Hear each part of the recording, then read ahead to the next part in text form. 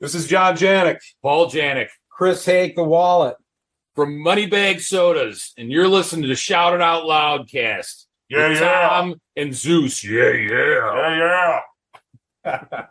And reports tonight on how destruction is impacting the campus community. Names of O'Hara Hall, Skid Row, T-Zone, Banff. Badass motherfuckers. Soft, sit on my face. Drinking like fucking ass pre-gaming, as we call it. What is this dorm damage bill on our tuition statement? Dorm damage? Well, we only broke like 3 chairs and 4 desks this month. Is that a positive thing?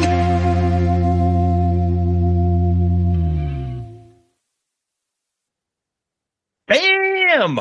That's right. We're back with another episode of Dorm Damage, the show where anything and everything is on the table and the table gets smashed. It's episode 70. It's another concert review episode we're going to talk about here, Zeus, right?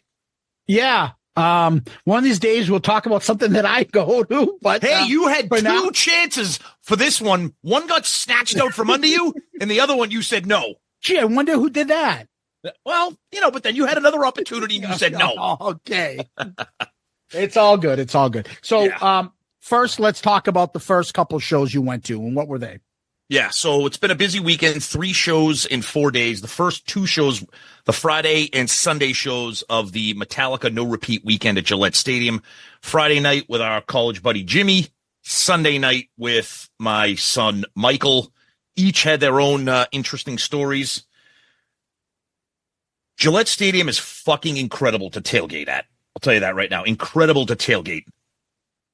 The flip side of that is it is apocalyptic trying to get out of there at the end of a show. If you don't pay for like prepaid or premium parking, which is what I did Sunday with my son, $50 to park, thank you. If you park in the free parking lot, say goodbye to the rest of your fucking day, the rest of your night. You're never getting home. It's awful. Awful.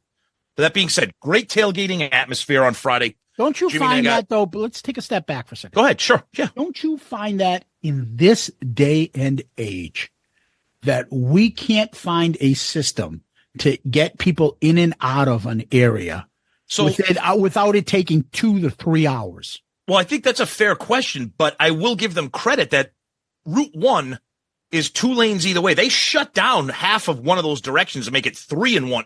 The problem is they built a friggin' stadium like on like Main Street, USA, instead of like off of a highway.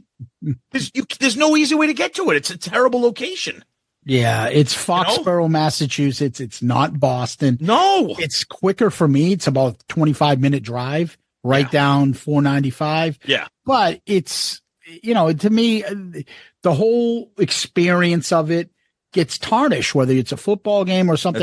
It's a commitment. When you're like, I'm going to a late game, or if you go to a Sunday night Patriots game or something like that, Monday Night Football. Fuck, I'm not getting home till 2 or 3 in the morning. Oh, yeah. Easily. What the fuck is wrong with this planet? That's right. Yep. It's ridiculous. And same thing with the concert. You're exhausted. You're run down. You drink. You're fucking gross. Someone's got to take a fucking Bud Mud attack. Like there's stuff that needs to be done and you can't because you're stuck in a parking lot. Yeah. I got home at 1:00 in the morning both nights. Oh. Just brutal. But anyway, so we get there. The tailgating's great atmosphere. The weather worked out for us. Got inside. Wait a minute. Why'd you get home at 1:00 in the morning if you got to the better parking the second night? I was going to get to that because the second night, because of the weather, which I'll get to. Oh, that's right. Never mind. Yeah, no, it's okay. No, we'll get to that. So we get inside. So the stage, if you're not familiar with what Metallica's doing here, so they're doing Friday, Sunday shows, completely different set lists, completely different opening bands. Friday night was Mammoth WVH, Eddie Van Halen's son, great band, but we didn't have time to get in there to see them. And then it was Pantera, who I love. So the stage for Metallica, it's one of those stages, and I heard some other people on social media say this. They're playing in the round at the 50-yard line, but it's kind of shaped like a donut. So there's a hole in the middle where people can get tickets to that and be like in the pit. And then there's people around the circle, okay? And then around it are 8 towers that go around it. And at the top of the towers, they serve as lights and video screens simultaneously and all that stuff. It's so clusterfuck looking in the daylight it's so messy looking in the daylight. So when Pantera was performing, they performed in the daylight. They went on about 7. It was just like distracting. It's just like so much going because they couldn't take advantage of the lighting because it was broad daylight at 7:00 here. But that being said, Pantera, they sounded great. Our buddy Charlie Benante, we were texting him after the show, killed it on the drums. It was great. Phil sounded great. It was a really good show. I enjoy Pantera a lot, so that was fun. Wasn't he somebody wearing flip-flops or something you were saying? No, Phil is barefoot. Phil does not wear anything on his feet. Completely barefoot. Yeah. Phew. Yeah. So then Metallica comes on, and I tell you right now, the stage is just mind-blowing when it's lit up at night. Yeah, I got Jimmy sent me a couple video shots of it. So just incredible. And I will say this is my 4th time seeing Metallica. James sounds fantastic. He has embraced his voice, and he hasn't tried to do things that he can't do, and he hasn't tried. I don't know what he just sounds fantastic. The band was out of their mind. Again, I've seen them 4 times. They were out of their minds. The crowd was insane. Their set list on nights 1 and night 2 were amazing. Now it's interesting. 2 shows, completely different set lists, but each night only 15 songs. Okay.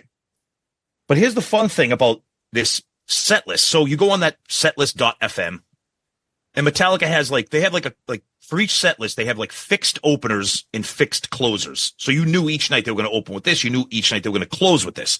But the middle of the set list, it was probably the first time that I can remember where you're surprised to hear a song. We're so brainwashed from going to these Kiss concerts. So you're like, what are they going to play next? And then you hear the opening notes, and you're like, holy shit, I can't believe they're playing this. It's exciting to not know what's next. Yeah, they don't have that many albums. And when they have quite a catalog. I mean, but you're not talking 20 something. No. You're talking about 10 albums or so. You're talking probably 10. 10 years you in the business. 10 years you in the business. Yeah. But really, I mean, about 10 albums. Is that accurate? I'm gonna off the top of my head. A couple of them are fucking covers. Yeah. Those Garage Days stuff. But regardless, right? Yep. 10 albums.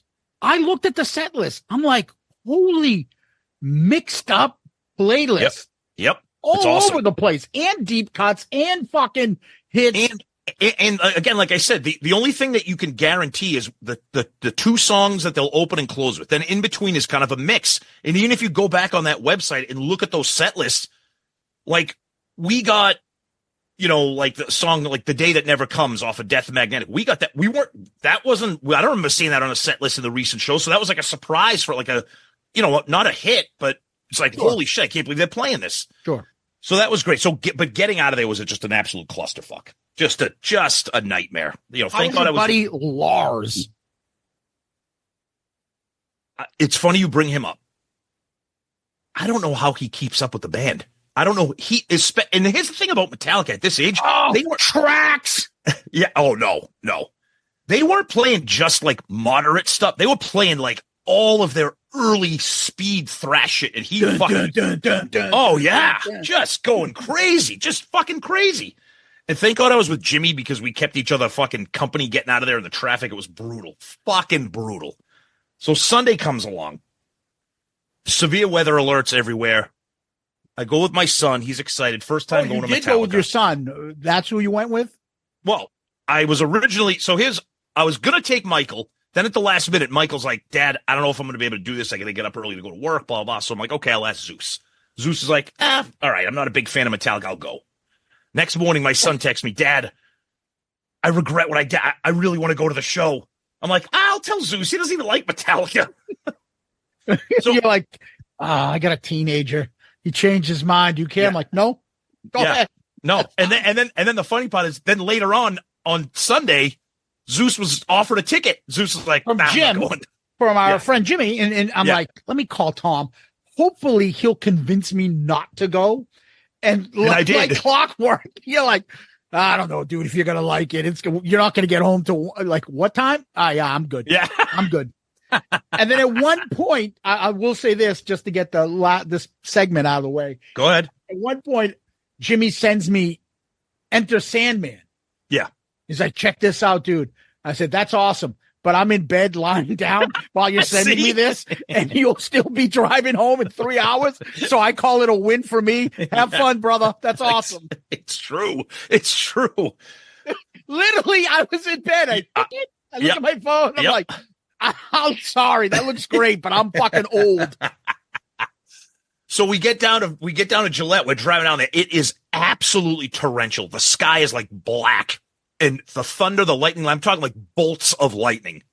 So we get to the parking lot. My son and I'm like, we're sitting in the car. We're going to see what's happening. Open up our weather apps on our phone. The Doppler is a mess. It's all red and orange and fucking we're fucked. Then all of a sudden I see on Gillette Stadium's official Twitter page, shelter in place. The show is delayed until further notice. You can't come into the stadium. It was a mess. So I'm like, okay.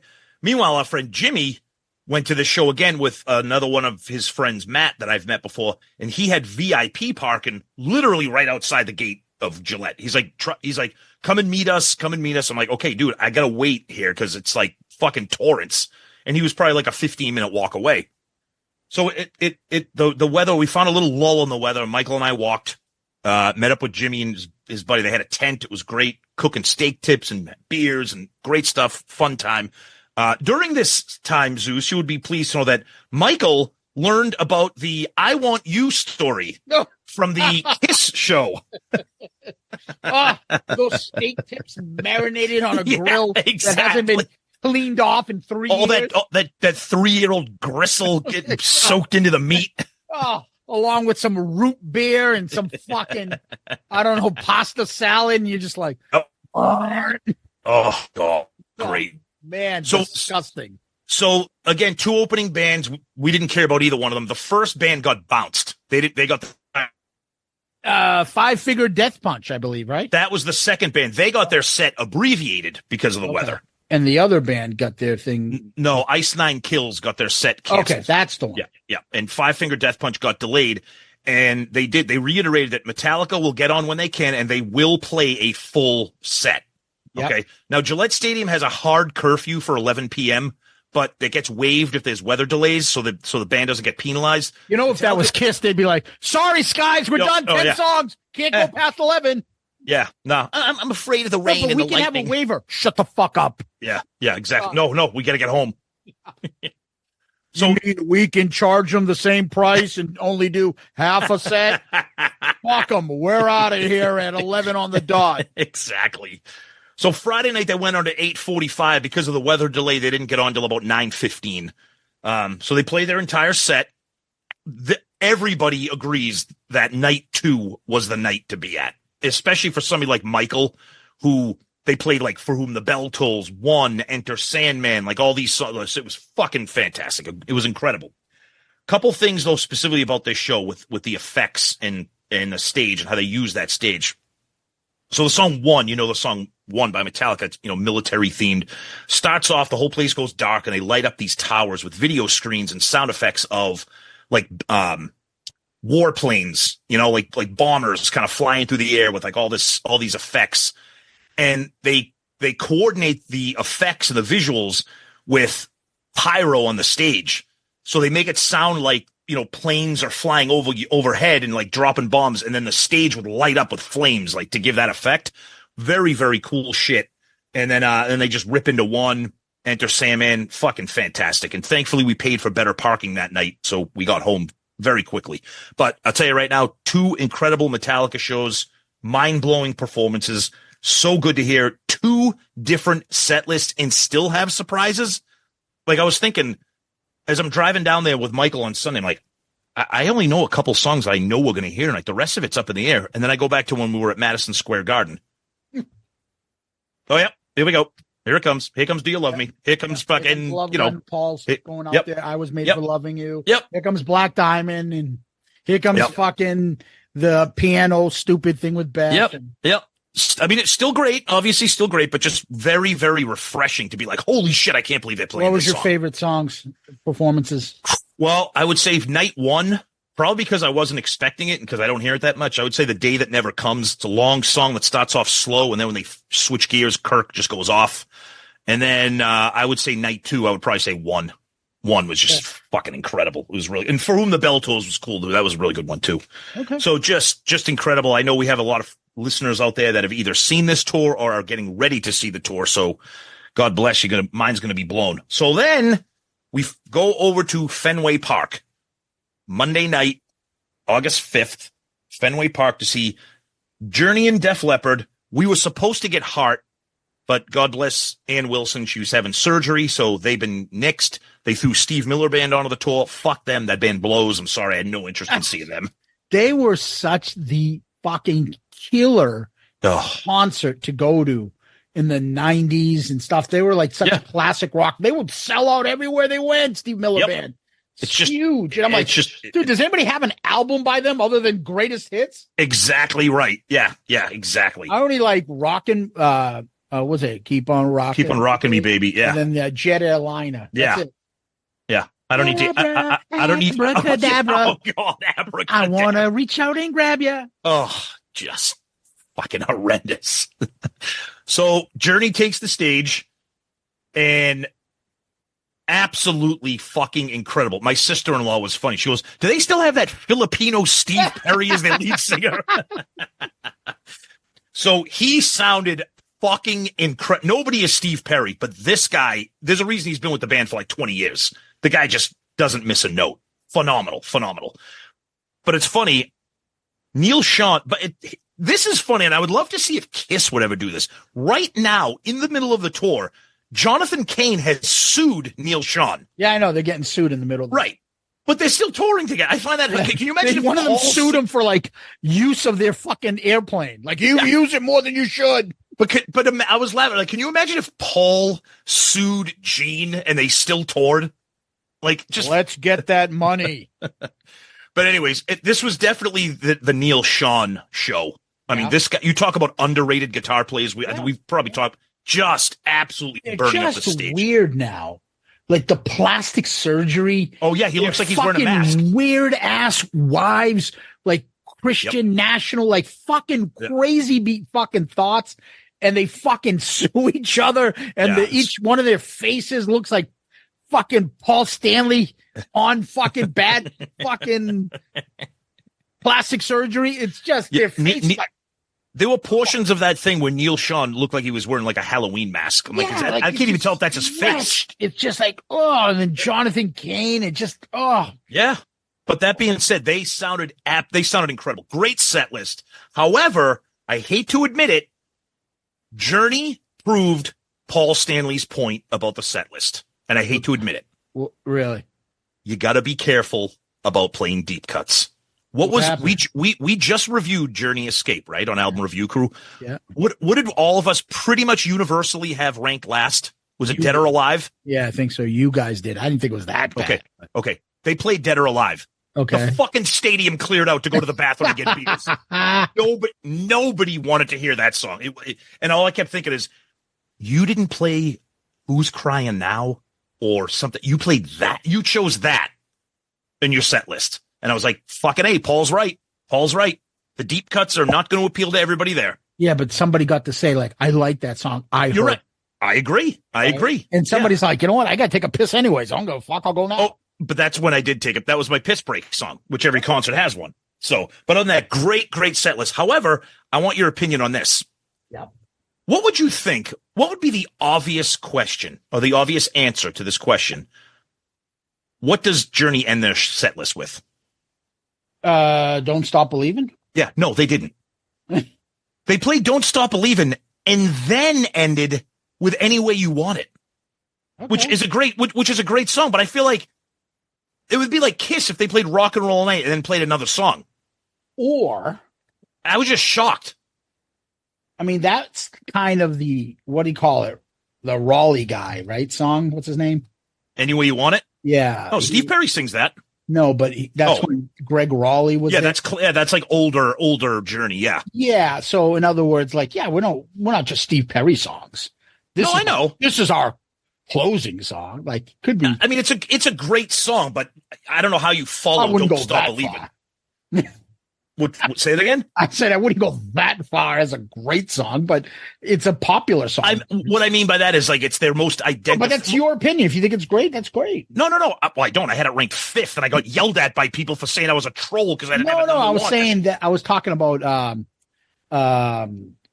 what do you call it? Oh, Any Way You Want It? Yeah. Oh, I think it's a great song. Yeah, I think that's better than Don't Stop Regardless, Believing. it doesn't matter. I mean, yeah, I was just shocked that usually the most identifiable song for a band is what they close with. Yeah. Which we'll get over to Def Leppard real quick. Yeah. So they had something kind of cool on the screen. I've never seen this before. All the concerts we've been to, they had this thing on the screen called the pyro clock, and it counted down to when they were going to take the stage, so you didn't have to wonder. So that was kind of cool. So you're like, oh, okay, I got 3 minutes to go buy a $19 Bud Light, and I'll do that. It's Bob Kraft, and I'm going to not at Fenway. That's the other asshole, John Fenway. Henry. That's Larry Lucchino runs the Red Sox, Tony. Yeah, right. Exactly. When he tries to Fucking blame him. alien. Oh God. So Def Leppard comes out, great stage presence, great stage set right off the bat. I'm like, oh boy, Joe Elliott can't sing anymore. Just can't do it. Really? He's singing in a register that is like up here because like he can't, like it's weird. I got used to it as it went on, but it was like jarring to hear it. Really? But later on in the set, and they were honoring Pyromania, so they played pretty much everything from Pyromania. And we talked about, I was texting you last night. Billy's Got a Gun is in the set list. They didn't play it last night. Okay. But they played Too Late for Love, Die Hard the Hunter, Coming Under Fire, Foolin', Photograph, Rock of Ages. They did it all. They didn't play Action, Not Words. That was the other one they didn't play. Right. But there was a segment in the show where they come out onto like this kind of like that runway. And it's like kind of like an all acoustic set. And at that time, Joe Elliott pretty much said to the crowd, steps behind. He plays shit like that. Yeah, it was terrible. So bad. Let's get rocked. They did not play that. Thank God. No, I hate that song. I like that song. They did not play that.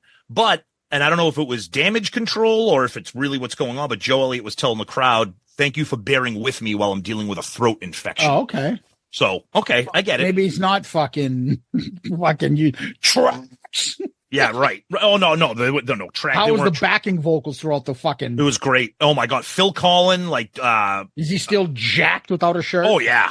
He's great. Yeah, the band sounded phenomenal. They sounded amazing. Yeah. And then they did a little dedication to Aerosmith, thanking them for, 50 years of... Did they play an Aerosmith song? They did not. I was hoping they would. We can't. We don't have the backing tracks. Yeah. Yeah, so obviously with Aerosmith announcing that they're done touring, that was kind of a nice thing, knowing that they're at Boston, so they paid tribute to Aerosmith, so that was cool. And then they just wrapped up the show perfectly. They did Rock of Ages, they did Photograph, they did Hysteria, and then they closed it with Pour Some Sugar on Me. So you had all the soccer moms, pour some sugar on, Aunt Sally and her fat ass. Yeah. I get some wine coolers. Oh, this truly is going down so good. Anybody got any more avocado dip? Leave me alone. I'm starving. Anybody want a peanut? But anyways, fantastic shows. So this is what I kind of wanted to wrap up with here, and I kind of want your opinion on this. 3 shows. 3 generational, legendary, iconic bands. Metallica been around for over 40 years. Journey is technically celebrating their 50th anniversary. Def Leppard's been around for almost 45 years. And these bands are selling out stadiums. And I hate to sound like an old man, but we're both going to here. Nobody can do that anymore. Nope. I saw the Foo Fighters last week. They've been around for 30 plus years, selling out. There are a few artists that can still pack a crowd, but I'm sitting there going, when these bands when Metallica's done, when Journey's done, are there going to be stadium shows anymore? I don't know. But That being said, I would love to hear from anybody who's been to these shows, what you thought of them. Did you have different set lists? And, am I wrong? Am I right? I don't know. But I had an absolutely amazing weekend, and I just can't wait to sleep for the next 3 days. Well, I'm glad you got to experience and we got to hear about it. Yep. And until next time, peace out, Girl Scout. Oh, you're over here? Yeah, I'm over here now. Zeus, it's me. I want to end the show now. Jesus Christ, Tom. Jesus Christ. Let's end the show now while we got the muscle.